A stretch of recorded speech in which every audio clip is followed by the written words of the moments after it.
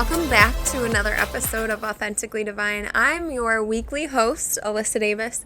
I'm really excited to share this message with you guys. If you are new here, I just want to thank you. If you are a recurring listener and are back with another episode with me, I just want to thank you for your support, your view, whatever it may be that you are interacting with or sharing, liking, whatever it is. Thank you so much.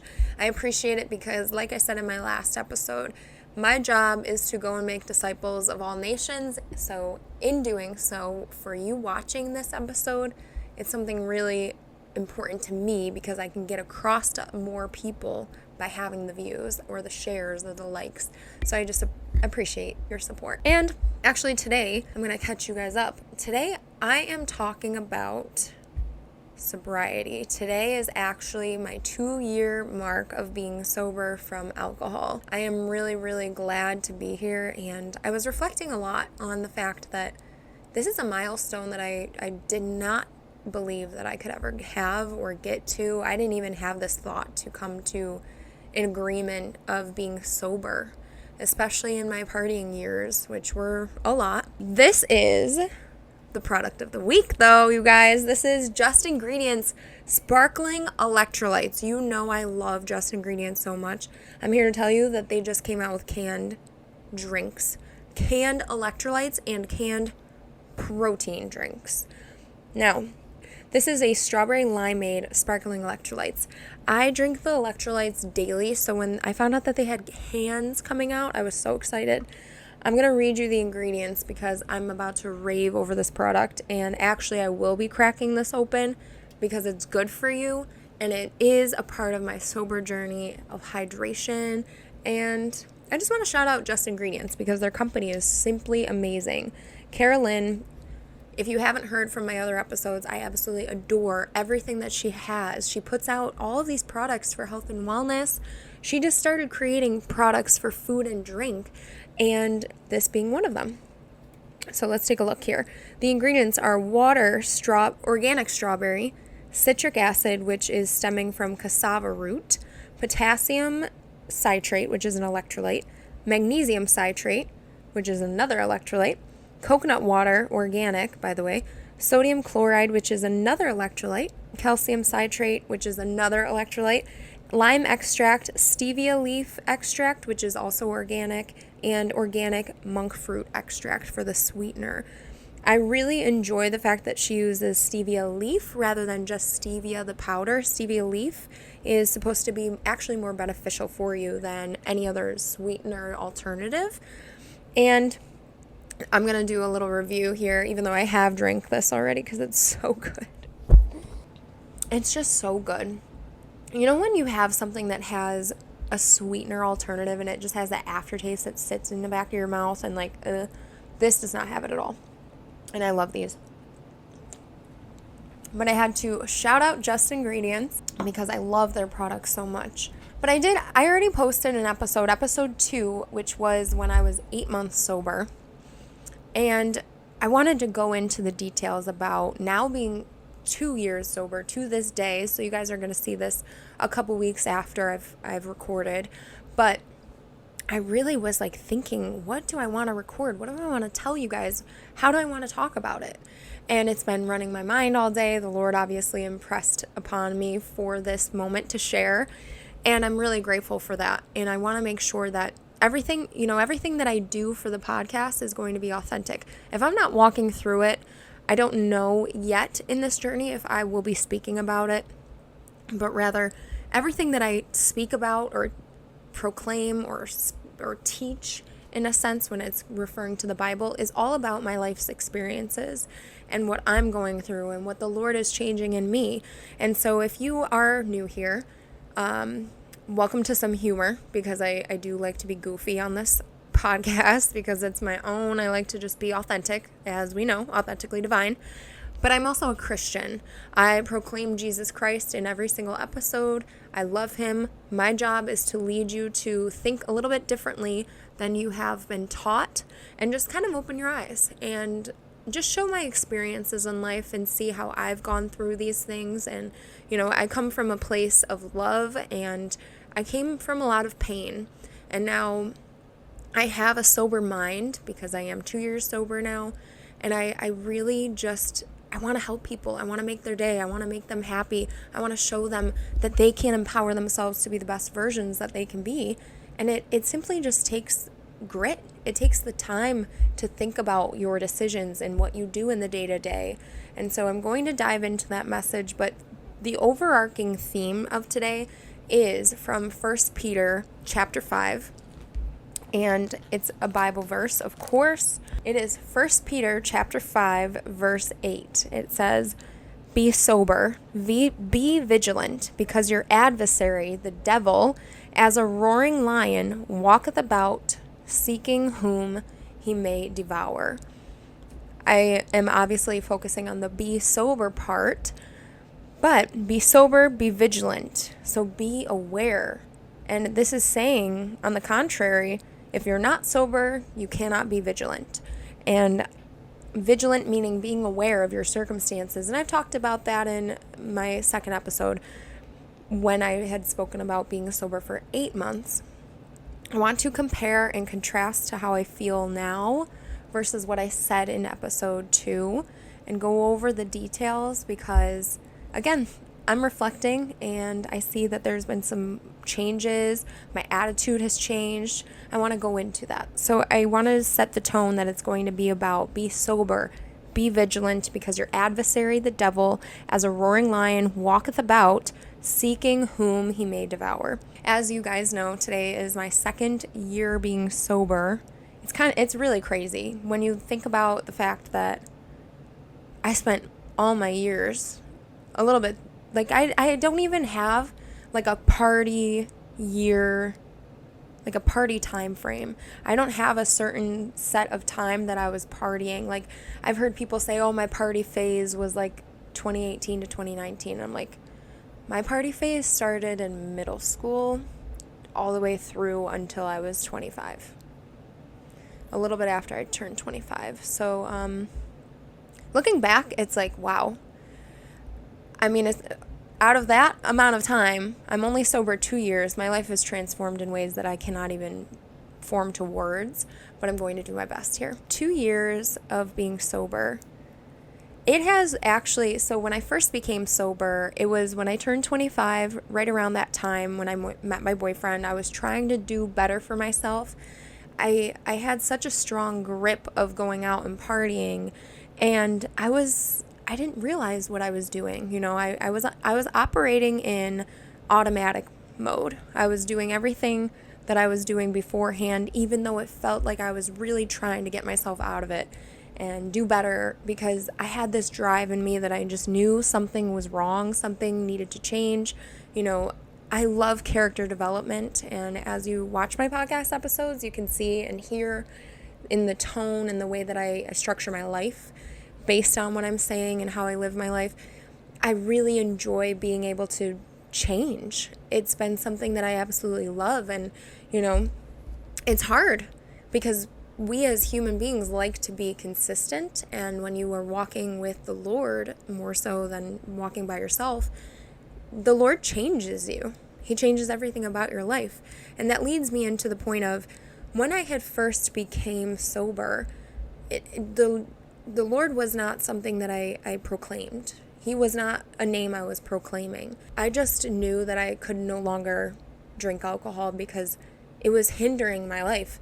I was embarrassed to be around my boyfriend's family. I was hungover the first time that I met his grandmother and his family. I was hungover. I had been almost throwing up in the morning, if I can recall. And because I went out the night before. And I also thought when I went out the night before that I wouldn't go crazy. And I drank every one of my friends' drinks because they didn't want to finish them. You know, it was something that I had a lot of shame, and it drove me into saying, I'm finally done with this. I don't want to deal with it anymore. I don't want to feel like this. I don't want to look like that to people. I don't want to act like that. And it was just a struggle at first because you're removing alcohol. It's an addictive substance. I was just referencing how I was not speaking about the Lord. I was not living out a Christian life. I just had been fed up with my own self that I had to remove it because I needed to see what was on the other side of that door. Because like I said, I was drinking since middle school, and not being an addict in middle school or anything like that, but I tried alcohol for the first time and I loved it. It made me feel like crap, but I wanted to keep coming back. And so going forward, not proclaiming the Lord, it really actually brought me closer to my journey as a Christian, being sober prior to even knowing who God was. And I'm looking back now, and it's just because of the fact that I started to, although these are works, I started to clear the sin out of my life so I could start to see clearly. And like 1 Peter 5 says in verse 8, specifying to be sober and be vigilant, I never operated under the idea of being vigilant of anything. I look back and I'm like, I would be walking around drunk, blacked out drunk, in the middle of Buffalo on Elmwood or Allen Street, for those that know of the bars, or Chippewa, blacked out, roaming around. And I've picked up people from there at night, and everyone is running around. There's cars driving by. I just can't imagine how many times the Lord saved me from certain situations that I didn't even have any sense of awareness from, because I was not sober and I was not vigilant. I was free roaming without a brain, which is very scary. I think about it and I just know that I did put myself in situations that were not good for me.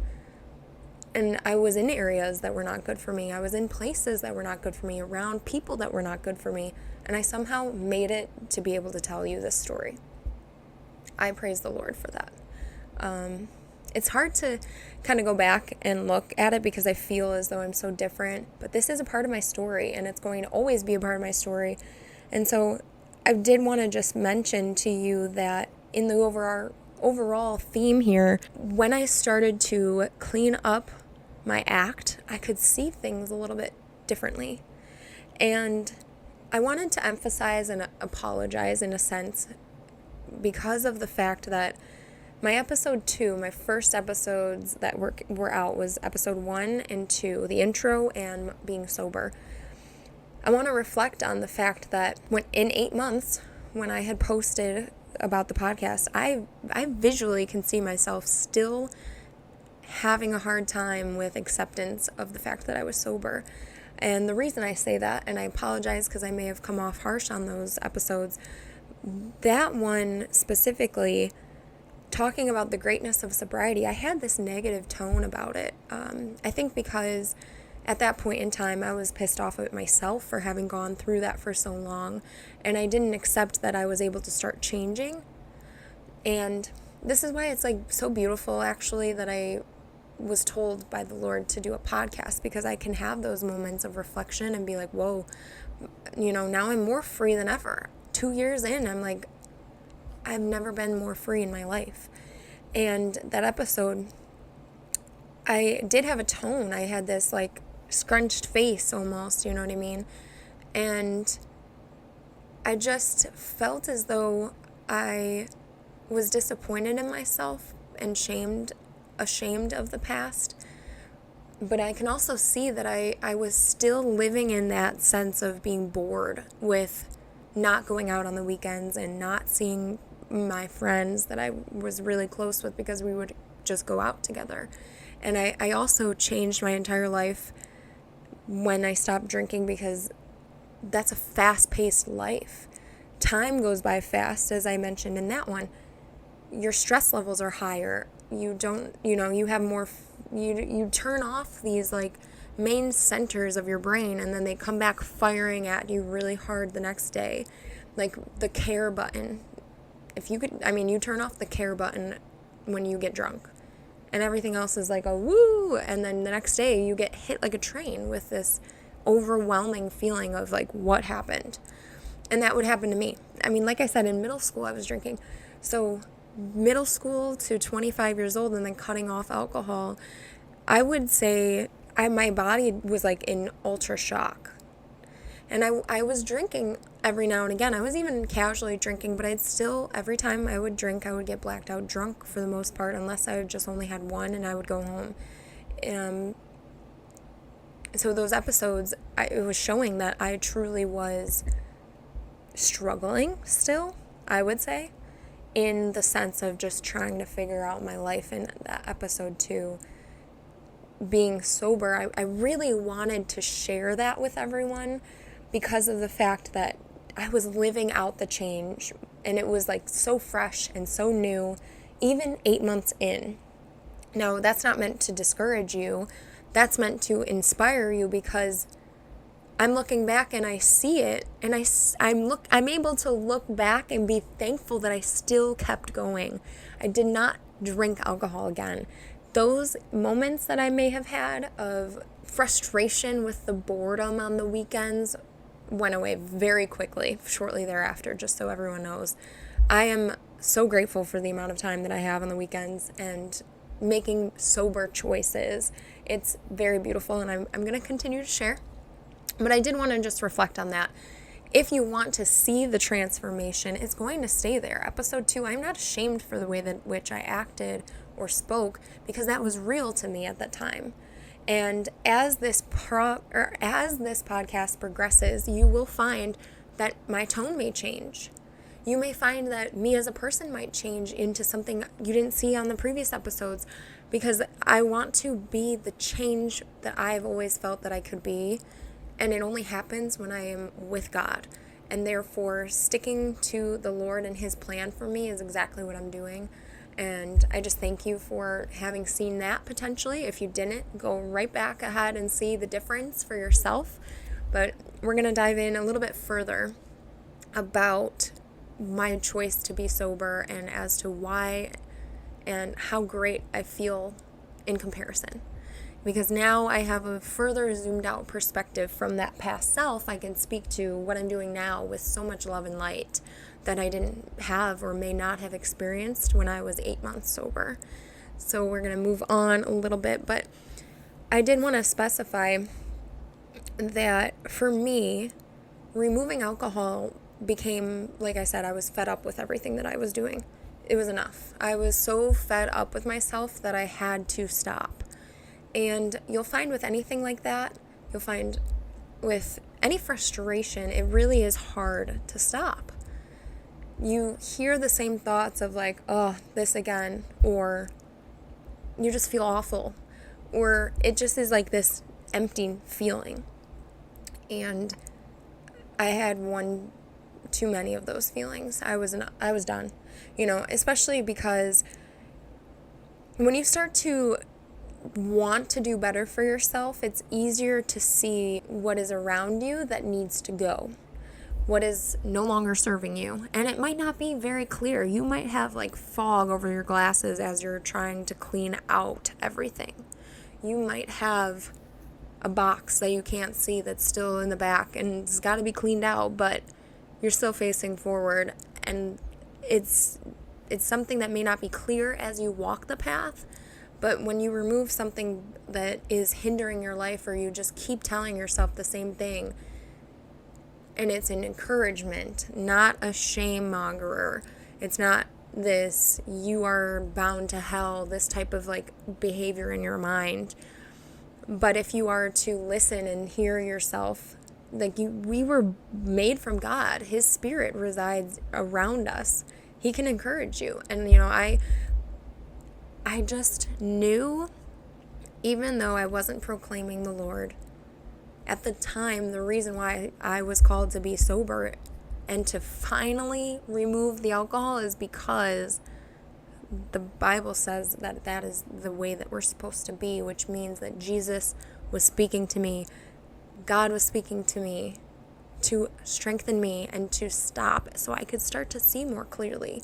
If you didn't know, I say that I was addicted to alcohol because I always wanted more. And it would be something frequent, usually 2 to 3 times a week. And, especially during COVID time, I was getting drunk all the time. And I mentioned I would black out if I was drinking anywhere. It would be really, really hard, and I'd have to write in my notes that I had 1 drink per hour, if that, and I was a lightweight with alcohol. It's not to shame myself when I refer back to it, but every single time I was blacking out. And the reason being is I'm one of those people that has that type of DNA that, and it is something that Andrew Huberman talked about, that there are some people, including myself, that become energized when drinking alcohol. And so when you are energized from drinking a substance that is a depressant, people are confused. They don't know what to do about it. And it also, for the person that gets energized from it, it's more easily something that you can become addicted to if alcohol is something that energizes you. Because you have like this built up, I wouldn't even say built up tolerance. You have this tolerance to it in a way that does not make you fall asleep and crash hard like everyone else. It would, for me, I would be in high school. Let me tell you, in high school and middle school, when I would be drinking, I would be the last one awake. Just drinking beer.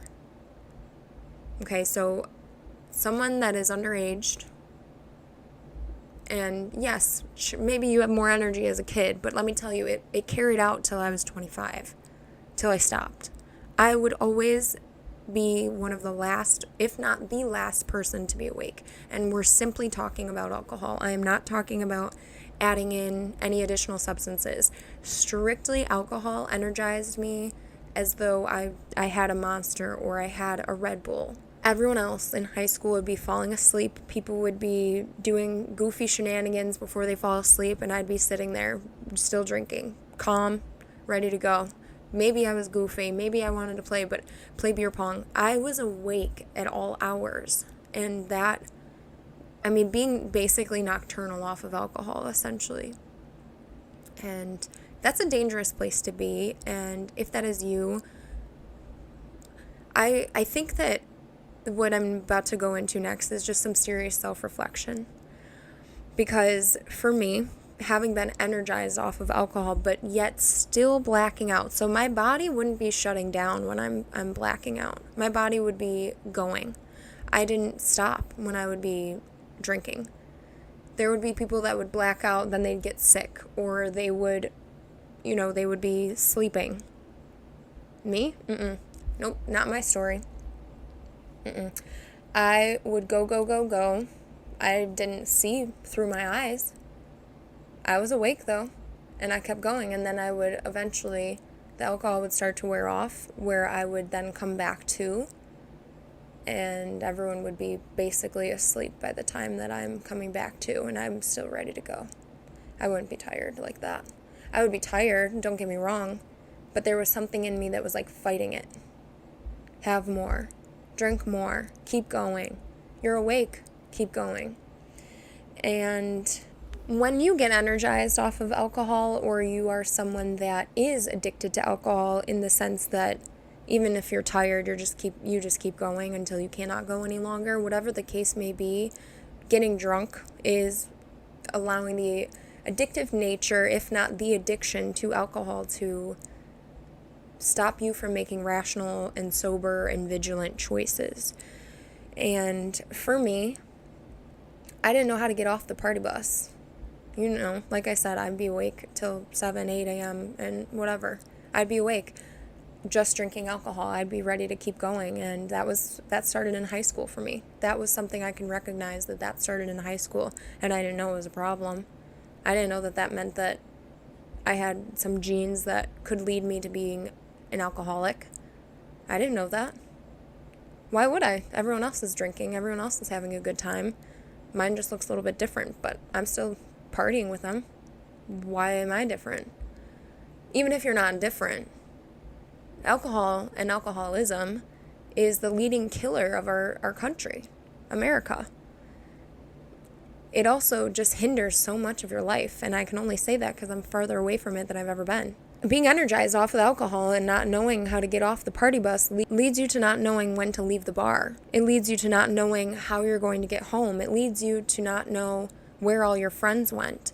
It leads you to not know how you're going to get home, not when you're going to get home, but how. It leads you to not knowing what time it is. It leads you to not knowing where you are. It leads you to not knowing who you're with. It leads you to not knowing who you even are. I lost myself in drinking. I gained my entire self back by not. And I say that with full truth, and I'm about to get a little emotional. I am very, very grateful to have stepped away from it and to be able to see life in a lens that I didn't have when I was drinking. And I want to lead you into this understanding that I don't regret any of the choices that I made because it led me here. But I look back and I wish that I could have learned that lesson a little bit better. But I wouldn't change a thing because I have such a hardened no to alcohol. I will never touch it again. I wouldn't have that position if I did not have to learn the lesson the hard way. And sometimes that's what happens. We have to go through the hard things to come out to be like, to learn so much more about life and ourselves and the direction we want to take it. When I first became sober in those 8 months, I had talked about how the weekends were so much greater, and I was still sleeping in, I think, on the weekends at that point in time. But now, I don't sleep in. It's because my body is just consistent. And it actually is scientific fact that if you have a consistent, like, go to bed, wake up, so bedtime, wake up schedule, your body actually is more energized and it's healthier for you, for your mind, for your body, for your soul. And I have found that to be amazing. And I also have a new puppy that I didn't have when I was 8 months sober. She keeps me young. Just kidding. But she does keep me young and active. She's always ready to go take a walk in the morning. I did just want to talk about how now my weekends, I'm consistently waking up the same time I'm getting up during the week. And my days are so much longer. And some of you might be like, what do you do to fill your time? It's like, I just exist. I don't have to be doing anything. But I get to do many things before noon, before 1 o'clock, where back in the day, I'd be sleeping 1 o'clock till 1 o'clock, go get some nasty, slimy, grimy food, some greasy food, and go back and take a nap. And that would be my day. It would be a waste of my day. And to think, like, for someone like me who loves being energized, loves doing activities and being active and going and doing a bunch of things, just to imagine that I wasted my weekends, which, you know, that's the only time you're away from work. So to waste the time that I had free and not being free is crazy. And I say that I wasn't free, and now I am, because alcohol held me in chains. No matter what way you put it. Sin looks like so much fun and is so much fun on the surface until you try to walk away from it. Let me fill that quote in with, alcohol seems so much fun. Alcohol looks like so much fun from the outside looking in, until you try to walk away from it. And that's okay. Because if you have the willpower and if you have the Almighty Lord God, He will get you through walking away from alcohol. And I did want to emphasize, if you know the Lord, step into your fear from getting out of drinking alcohol. Because I recently did a 9-day coffee fast.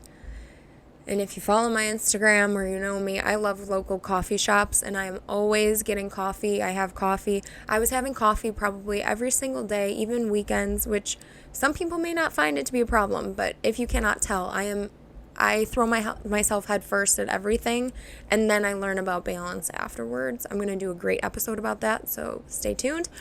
But with alcohol, same thing. It was overconsumption to the point that it just had to be removed. And I don't even want balance with alcohol. My balance is no balance. No more. I'm good. It's a wrap. That's the past. This is the future. But as I was saying that with coffee, I did a 9-day coffee fast because I throw myself at everything and overindulgence sometimes.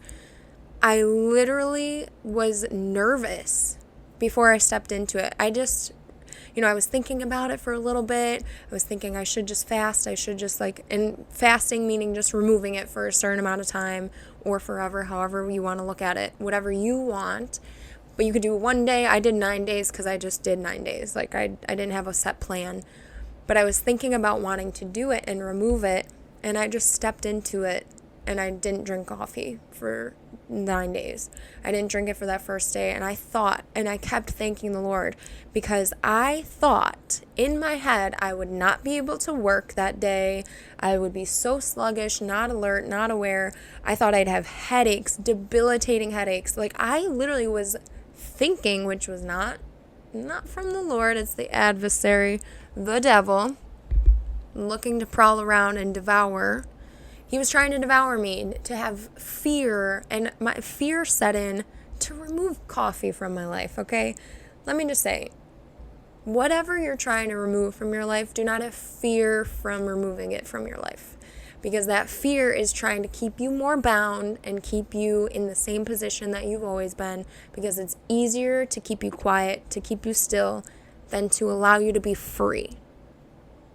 That's what the world is doing to you, is holding you bound and still and suffocated in your own sin and suffocated in drowning of feeling like you're never going to be good enough, and that you have to turn to vices like alcohol, marijuana, and me being a little bit of coffee addiction. So the Lord had to show me, just step into your fears. It is not something to be worrisome about. If you truly are an alcoholic, where you have the tremors and you do know you have alcoholism, because there's differences here. I could still live my life without having a drink. I did not have debilitating symptoms from withdrawal in the way that alcoholics do. So if you are an alcoholic, I do not encourage you to just completely cut it cold turkey, because it could be a matter of your safety. But, speak to the doctors, speak to people that you have good counsel with, so they can help you and give you good advice. But for me, I was addicted to alcohol, because it is something to be addicted to, and you could see from the true nature of the way that I was using it and abusing it for that matter. And so it was hard for me at first, but I just did it. I got so fed up sometimes. And there's different personalities of people.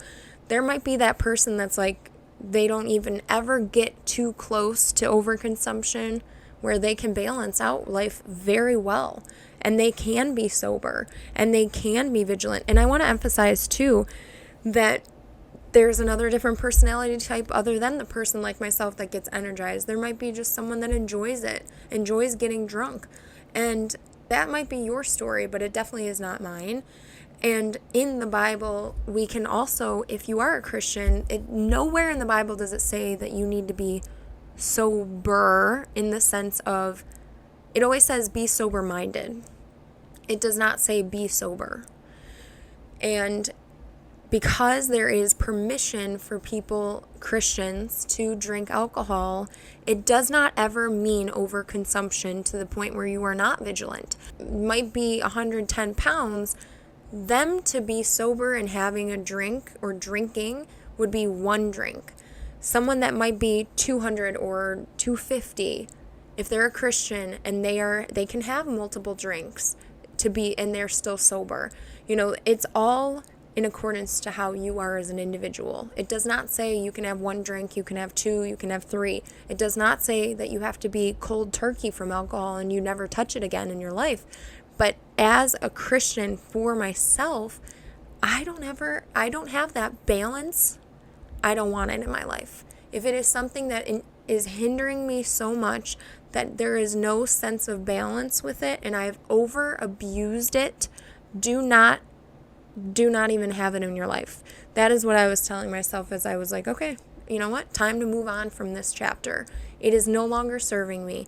And I encourage you, and there's going to be people that are naysayers or talk about you or look at you differently because you choose to stop drinking or you're choosing to even just fast from it.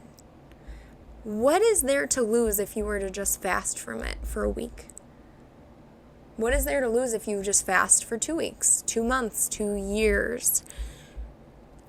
If there are people that are commenting on your positive life choices, things that make you grow as a person, things that will allow you to step into a new chapter of your life, which will make you happier, have more purpose, have more meaning, wake up feeling energized, go to bed at a certain time and feel tired, then so be it. They become like this noisome pestilence that you start to learn to ignore. Because guess what? No matter what their opinion is, no matter what they say about alcohol or about those addictive substances or about anything in life that is hindering you and causing you to want to make a change, they are not living the day-to-day life that you are living. No one can say that they have lived the exact same life as you. No one can say they think precisely the same way as you. No one lives in your mind from morning to sundown. No one knows the battles you face that are specific to you, where they can tell you that you can continue to drink even though you're struggling and you don't want to anymore.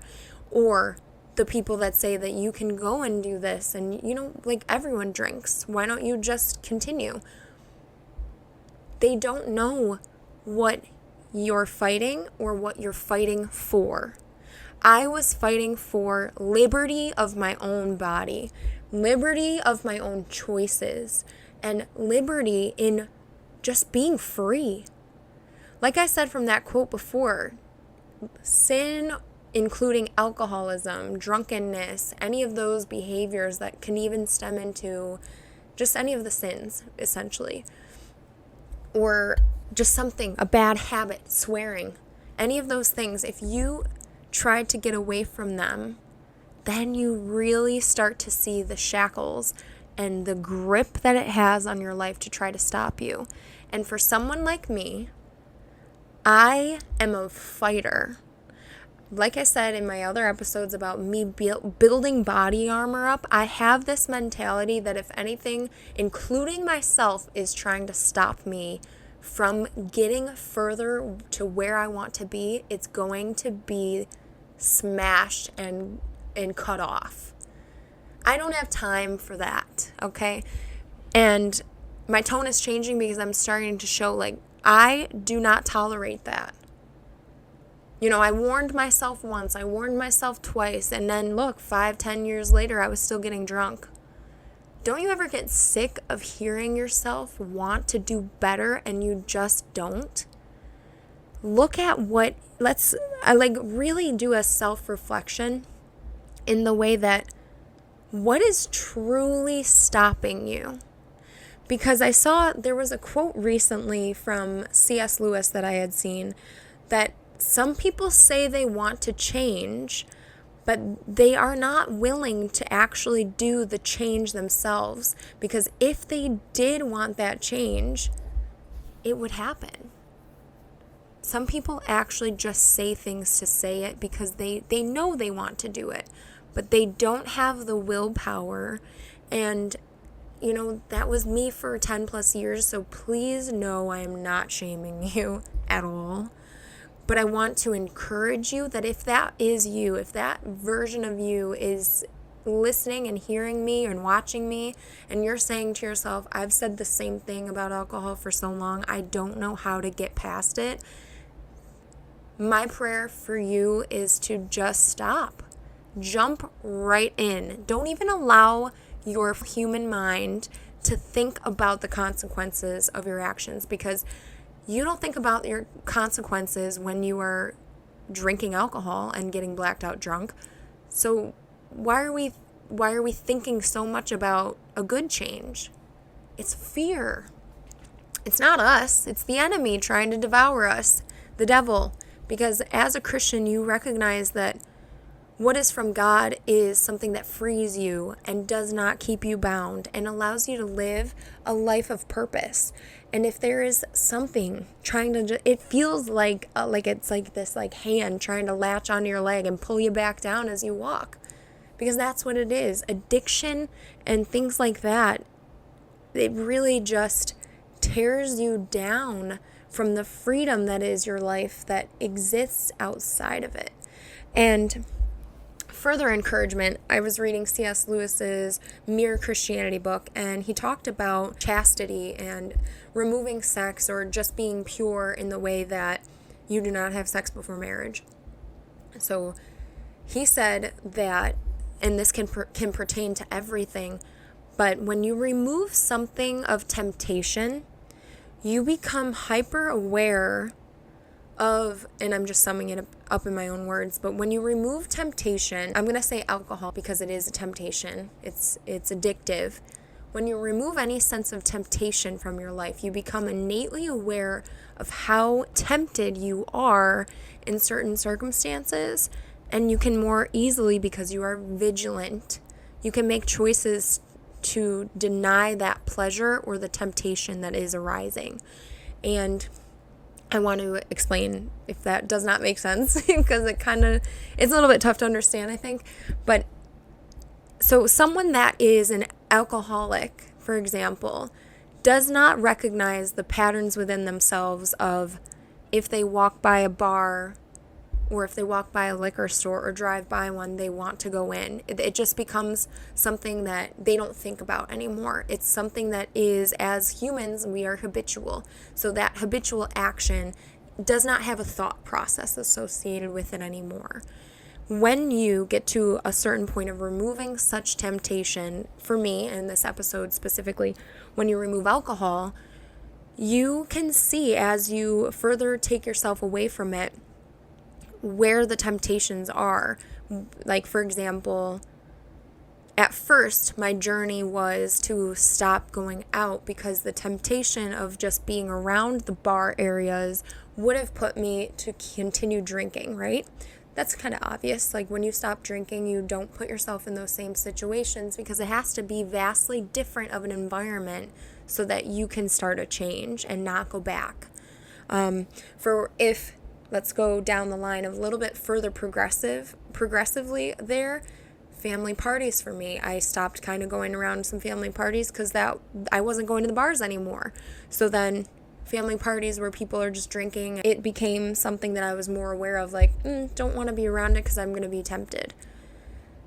That does change. You can be around people that are drinking later on in life depending on the person, but for me, now I'm around those family parties and people are drinking and I'm completely myself, completely okay. No temptation, zero temptation at all. Sometimes, you might think of it, but it is a thought. It is not an action anymore that you are unconsciously making, which is so cool. Like C.S. Lewis had said, you become innately aware of the temptations and you can shut them out more easily because now they just become thoughts and temptations of thought, rather than temptations of a place, temptations of a feeling, temptations of an addictive nature of just continuously going and doing the same things unconsciously. So for me, going forward down the progressive line of now being 2 years sober, I recognize that in the past, I would be watching like a movie of people drinking, taking shots, and that was temptation. So I want to encourage you that one of the best things that possibly could have ever happened is this innate understanding of myself and an innate understanding of the world, and not in this dark light contrast. It's just this understanding that you don't want to be a part of that anymore.